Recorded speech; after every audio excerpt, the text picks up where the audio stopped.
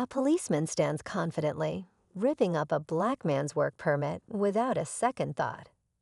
He laughs, convinced that he's asserting his authority in this tense moment, completely unaware of the truth. What the officer doesn't know is that the man he's belittling is about to become his new boss.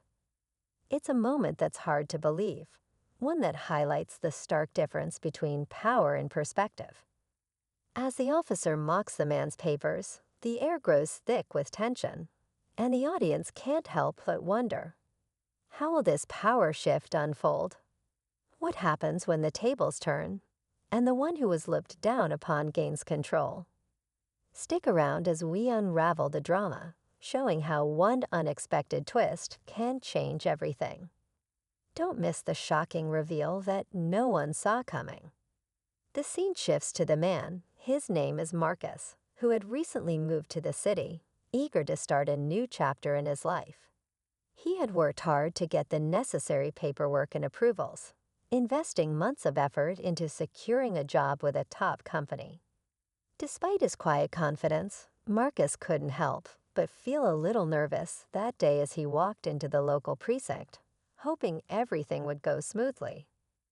Meanwhile, Officer Carter, who was supposed to just verify documents as part of his usual duties, had a history of treating people with disdain, especially those who didn't fit his narrow view of success. To him, Marcus was just another immigrant looking to take up space. As he tore up the work permit with a smirk, the idea of an apology or recognition never crossed his mind. But Marcus, standing frozen, was about to find out something that would turn the tables forever. As Officer Carter continued laughing, Marcus's grip on his papers tightened. The officer's words stung, something about people like you always trying to get ahead. The more Carter mocked him, the more Marcus's heart raced, but he stayed silent.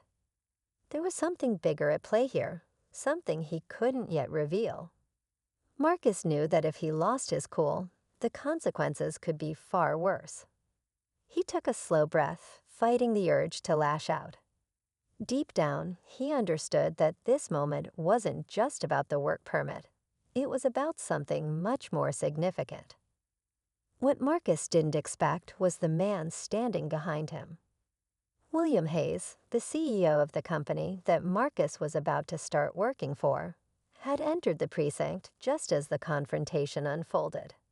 He had been a silent observer from the moment Marcus walked in, hidden in the background. As the scene played out, William felt his blood boil, and yet he remained quiet, knowing the power he now held.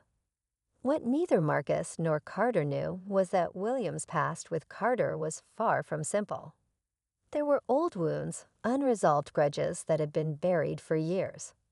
Carter had once been a part of William's rise to the top, but their relationship had soured, leaving behind a bitter taste of betrayal.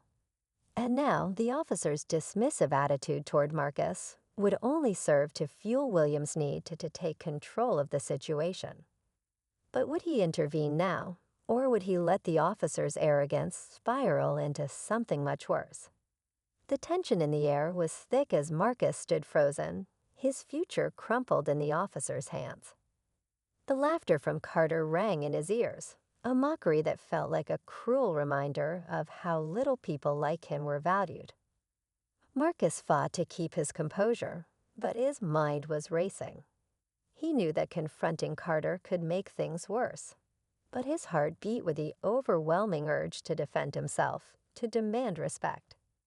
But in that moment, he held back. His silence was deliberate, his strategy unknown to everyone around him. William, still lurking in the shadows, could feel his anger mounting.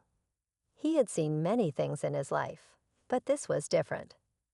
Carter's cruelty wasn't just an attack on Marcus, it was a personal affront to him.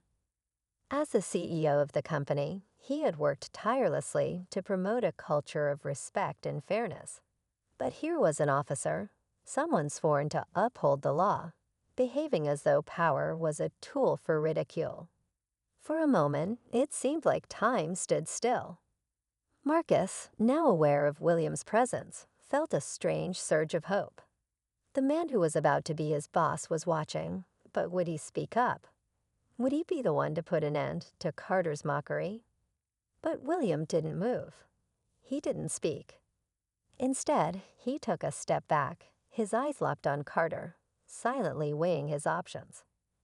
The room grew quieter, and the air felt heavier, as everyone seemed to hold their breath. Marcus felt the weight of the moment pressing down on him. His work permit, his dream, was torn apart, but something much bigger was at stake now. It wasn't just about the job anymore. It was about dignity. It was about standing up, not just for himself, but for every person who had ever been dismissed or disrespected because of who they were. The stakes were higher than ever, and Marcus could feel the universe shifting beneath his feet. Carter, oblivious to the storm brewing around him, casually tossed the torn permit aside, as if it meant nothing. "You're free to go," he sneered, as if the matter had been settled. But Marcus didn't move. His eyes locked on William's. The suspense was unbearable. Would William, the man with all the power, finally step in to defend him? Or would he let this moment slip away, allowing Carter's disdain to go unchecked? Just as Marcus stood there, staring at William, waiting for him to make a move, something unexpected happened. A voice broke through the tense silence, sharp and commanding. "Is there a problem here, Officer Carter?" All eyes turned as another figure entered the precinct. It was Detective Rachel Moore, a woman with a reputation for taking no nonsense. She was the head of the Internal Affairs Division, known for investigating cases where officers crossed the line. The moment she stepped inside, the atmosphere shifted. Marcus had no idea she was involved, but her presence made it clear that things were about to get complicated. Carter's expression faltered for the first time. His confident, dismissive demeanor cracked. Rachel and Carter had a history, too. They were once colleagues, but their professional relationship had soured after a series of incidents involving misconduct. Rachel had risen through the ranks with a strong sense of justice, and Carter had always resented her for it. "What's going on here, Carter?" Rachel asked again, her eyes narrowing as she noticed the torn papers on the floor. Marcus's heart skipped a beat as he realized the stakes were higher than ever. It wasn't just about the work permit now. It was about the officer's conduct, about a system that allowed him to treat people this way. Carter shifted uncomfortably, his earlier confidence slipping. "Nothing. Just a misunderstanding," he muttered, but his voice lacked conviction. Rachel, however, wasn't buying it. She stepped closer, her gaze now on Marcus, a silent question in her eyes. Was he okay? Marcus, still in shock, nodded slowly. He didn't know what was happening, but something told him Rachel wasn't here by accident. She wasn't just here to mediate, she was here to expose the truth. And whatever came next, he knew one thing for sure.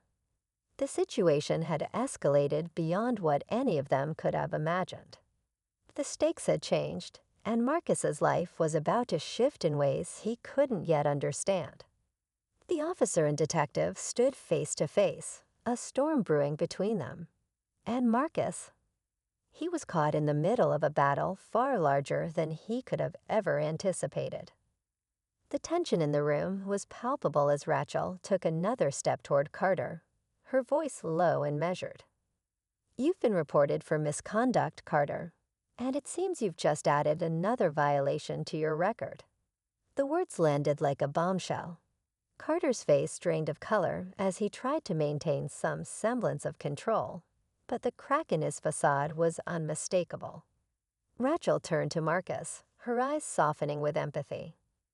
"I'm sorry you had to go through this," she said, before turning back to Carter.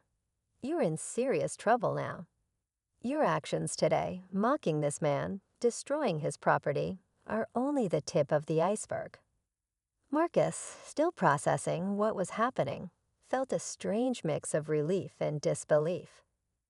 This wasn't the resolution he had expected, but it was justice, something he hadn't thought he'd get. As Rachel moved to place Carter in handcuffs, a final twist emerged. William Hayes, who had been silent throughout the confrontation, stepped forward. He cleared his throat, and everyone turned toward him. "I believe there's more here than meets the eye," he said, his voice steady. Marcus blinked, confused. Was William about to defend Carter? But William's next words sent shockwaves through the room. "Carter doesn't know this, but he's been part of a larger investigation involving corruption within this precinct. I've had access to certain files as part of my company's compliance work. I've been tracking his every move. And I've gathered enough evidence to not only ensure his termination, but to take this investigation public." The room fell silent as everyone processed what William had just revealed. Marcus was stunned. The man who had just been about to be his boss, the one who had stayed quiet for so long, was now orchestrating the officer's downfall. But why hadn't he said anything earlier? "Why didn't you tell me?" Marcus asked, his voice raw with confusion and disbelief.